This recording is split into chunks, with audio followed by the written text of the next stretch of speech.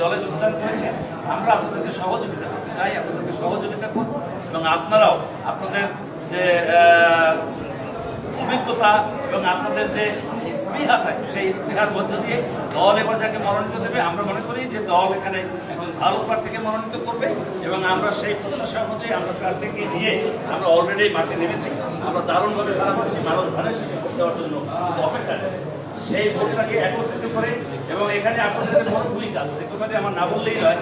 সেই বিষয়টা হচ্ছে আপনি যে প্রাক্তন যে দলটি করেছেন, আমি নিঃসন্দেহে আমি ছোট করবো না, কিন্তু আমরা তো দেখি যে বিগত সরকারের সময় কিন্তু এই দলটির শীর্ষ নেতৃবৃন্দরা কিন্তু তাদের পদলেবন করছে, গণতান্ত্রিক আন্দোলনে তাদের আশানুরূপ অবস্থান আমরা কখনোই পাই। তার কয়েকটি মেয়র নির্বাচনে, বরিশাল মেয়র নির্বাচনে অংশগ্রহণ করেছিল, আপনাদের সর্বশেষ মনে আছে। সুতরাং সেই জায়গাটা থেকে আপনারা নিশ্চয়ই অনুধাবন করেছেন যেটি আদর্শের জায়গায় নেই। তো আজকে সেই সব মৌলবাদী বলেন, সেই ধর্মকে ব্যবহার করে যারা রাজনীতি করতে চায়, সেই ধরনের মানুষটা কিন্তু বাংলাদেশকে পিছিয়ে দেবে। আজকে জামাত ইসলাম আসলে কি সত্য? আপনাদের এখানে অনেকে এবং মুসলমান নামাজ রোজা করেন, ভোটের মাধ্যমে কি বলে বেহেশত নিশ্চিত করা যায়? আমাকে পাখায় ভোট দিলে নবী রাসূল পাইবে, আল্লাহ পাইবে, এটা কি সত্য? এর চেয়ে বড় কাফের, এর চেয়ে বড় মুনাফিক, এর চেয়ে বড় পাপ আর কিছু হতে পারে মুসলমানের জন্য?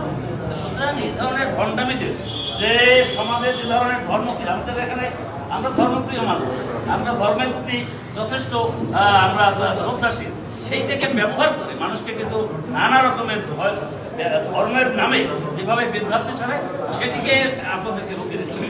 যেহেতু আপনারা প্রকৃত অর্থেই মুসলমান এবং আপনাদের এখানে একটা দারুণ সুযোগ আছে, আপনারা হাদিস কোরআন সম্পর্কে আমাদের চেয়ে আরো বেশি ভালো জানেন এবং আপনি একজন দাঁড়িয়েওয়ালা টুপিওয়ালা মানুষ যখন সমাজে একটু কথা বলবেন এবং আপনি যে প্রাক্তন যে দলটি করতেন সেই দলের একজন কর্মী ছিলেন, সেই সম্পর্কে যদি সত্যিকার অর্থে যদি আপনি কথাগুলি বলতে পারেন, সেগুলি যদি মানুষ খুব সহজে গ্রহণ করবে। সুতরাং আমরা মনে করি যে এই ধরনের ধর্ম অপব্যাখ্যাকারীদের বিরুদ্ধে আপনাদের একটি শক্তিশালী অবস্থান থাকবে এবং এটি আপনারা একটা গুরুত্বপূর্ণ ভূমিকা আপনারা রাখবেন বলে আমরা প্রত্যাশা করি।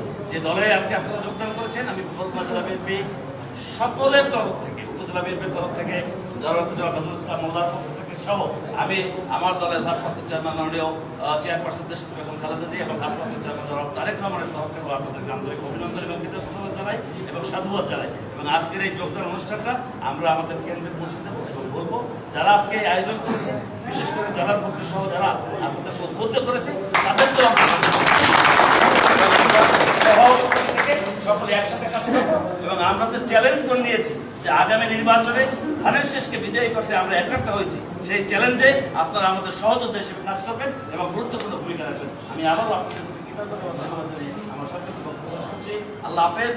বাংলাদেশ জিন্দাবাদ, জাতীয়তাবাদী দল জিন্দাবাদ, শহীদ জিয়ামর দেশনাথী বেগম খালেদা জিন্দাবাদ, তারুণ্যের অহংকার জননেতা তারেক রহমান জিন্দাবাদ।